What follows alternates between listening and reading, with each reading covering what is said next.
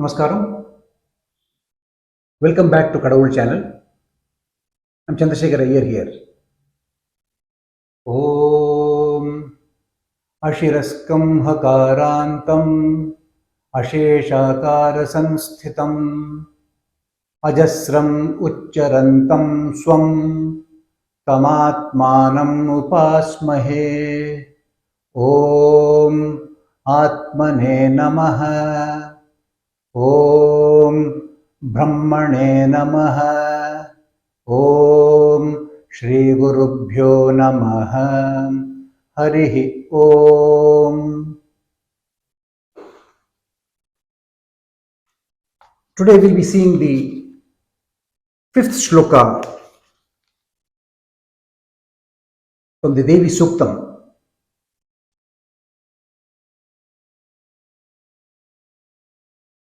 The fifth Sloka says, Ahameva Swayamidam Vadami Jushtam Deve Bhiruta Manushebihi Yam Kamaye Tam Tamugram Krinomi Tam Brahmanam Tam Rishim Tam Sumedham.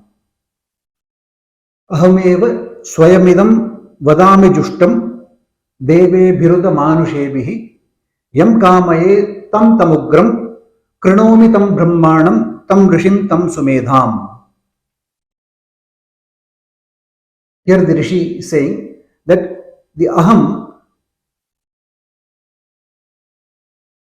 is propitiated by all Devas and Manushyas. And if the Aham decides, it could make anyone a Sumedha or a Rishi or a Brahma. That's the plain meaning of this shloka. The first part being that Aham is propitiated by all Devas and Manushyas. Here we will have some doubts because we have seen that all propitiation is done for various gods. For instance, we propitiate the sun god, then we have Ganesha, we have Vishnu, we have Shiva, we have Parvati, we have Skanda, and then we have Hanuman, Sai Baba, various other forms of gods which are worshipped all over the country. Then how is Aham being worshipped by all the Devas and the Manushyas? Becomes the question. We have seen in the video on Ananda, where we described how Ananda means that we are most fond of ourselves. Our only love is for our own self.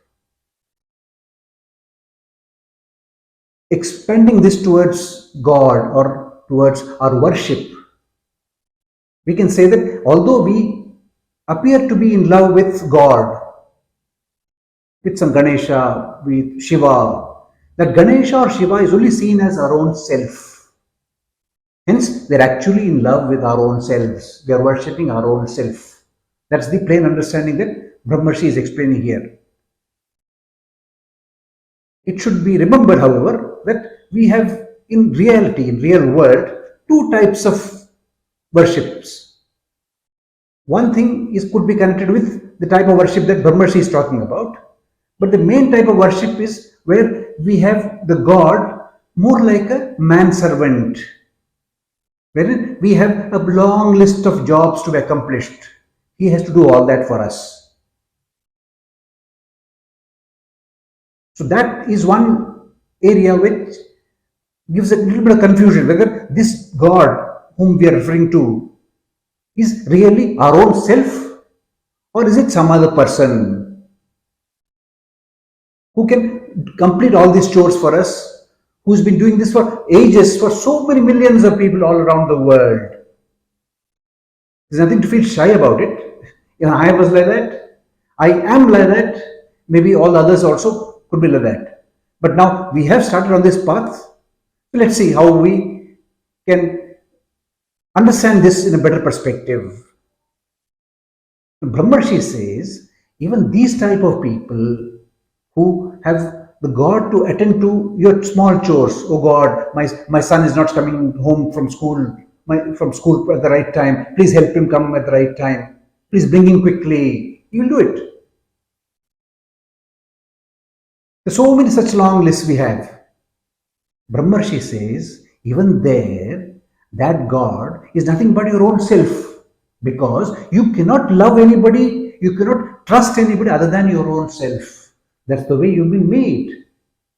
All of us have been made in the manner that we can only love our own selves. So this God, person who is doing our jobs as well, because he is very trustworthy.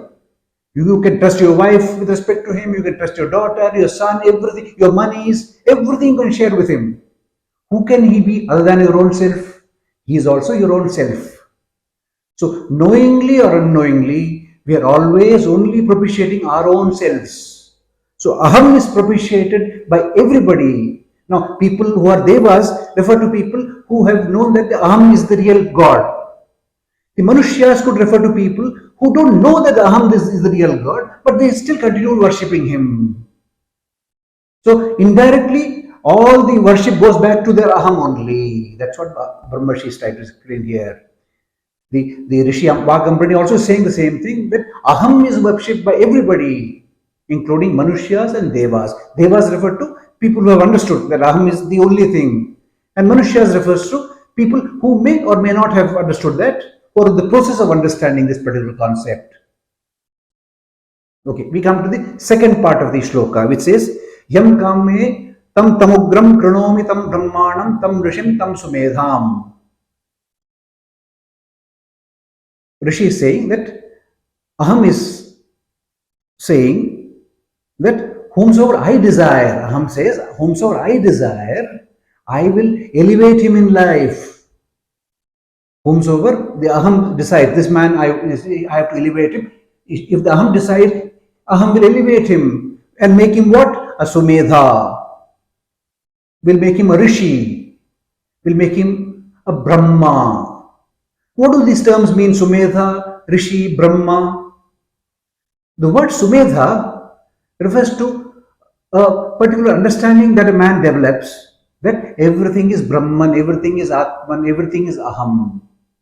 This may be repeated several times in our life. We may have heard it so many times. Sarvam Khalvidam Brahma. I must have heard it since my sixth year maybe. So many years, then maybe I didn't understand. Even later, when I read so many books and I maybe understood it then, I will forget it the next moment. This camera which is capturing me talking, this mic which is capturing me talking, these are also Brahman. All the listeners there sitting there who are listening to my video, they are also Brahman. The internet through which this information is being passed on to you is also Brahman. So that type of mental state we have to bring ourselves into, so that 24/7, whatever we interact with, we will interact with it with the idea that it is only Brahman. That is the state of being a Sumedha. A Sumedha will remember this knowledge, will keep this knowledge safe. Who can do this for us? Only the mother can do this for us. Aham can do this for us. Aham will make way so that we will always remember this information. We will always remember this knowledge. I will say information, this knowledge. That everything is Brahman, everything is Aham. I am Aham, the object is Aham, the relationship is Aham, everything is Aham. Then comes Rishi. Rishi is the word used for a seer, one who sees things. In Tamil, we have the word Parpan. So she says she'll make you a Rishi. Rishi, what happens is, Rishi is able to see everything happening in the world in the form of the Brahman only. So whatever he speaks, whatever he says only as Brahman. He's slightly higher than the Sumedha. His words are truth, they say. The Rishi's words are truth. If he says that, oh, it's going to rain today, it rains. He's not doing fortune telling, he's speaking the truth. There's a difference between the two things. An astrologer is different from a Rishi. Astrologer, with the understanding he develops, to a limited extent, like a Rishi, he tells certain things. But Rishi, 100% all the time only speaks the truth. Whatever he says happens. Then comes Brahma. Brahma is somebody who is beyond this realm of existence. He is on the other side. He has become a creator now. So our Vaak Ambhrani Rishi says that Aham can give us a power to become a creator of worlds. That's what the Aham is saying. I can give you these powers. You start worshipping the Aham as everything, in due course you will get these powers. Not that we should pursue these powers, but this understanding that everything is Aham will bring all this automatically. That's what is meant by the Sloka. We don't have to put in any special effort towards becoming a Brahman, towards becoming Brahma. We have to, I hope you'll remember, there are two words. One is Brahman, one is Brahma. Brahman refers to the concept of everything, A to Z. Brahma is one of the Trinity. Brahma, Vishnu, Mahesh. Brahma and Brahman. Here the talk is about Brahma. The mother says, I could make you a Brahma, a creator. I'm sure you have got the gist of what the Rishi is trying to say here. We will see the next shloka in the next video. That will be the sixth shloka. Then we have 7 and 8. With 8 shlokas, the Devi Suktam will be completed. Devi Suktam, which is the base for the Chandi Tattvam, which we will see after that. This is the base. So this will explain how the Aham is the hero of the Chandi Tattvam. Aham may be referred to as mother, but Aham is myself, which is the hero here. When we see the first shloka of the Devi Mahatmyam, the Chandi, we will understand this concept more beautifully. In between, we will have to see the Argala, Kilak and the Kavach Stotrams also, Kavacham Stotrams also. There are also beautiful hymns written in praise of the mother. Certain interesting concepts exist in those shlokas also. So maybe 1 or 2 videos, Suktam will be over. Thereafter, 2 videos will complete, 2 or 3 videos will complete the Argala, Kilak and the Kavacham portions, and thereafter the Devi Mahatmyam proper.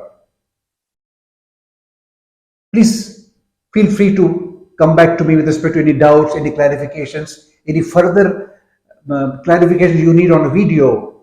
Please put that also down in the comments section. I look forward to all that. I'm sure you are able to follow what I've been saying. Any comments with respect to that, any advice you wish to give with respect to that also is welcome. I'll see you in the next video. Till then, Jai Shree Ram.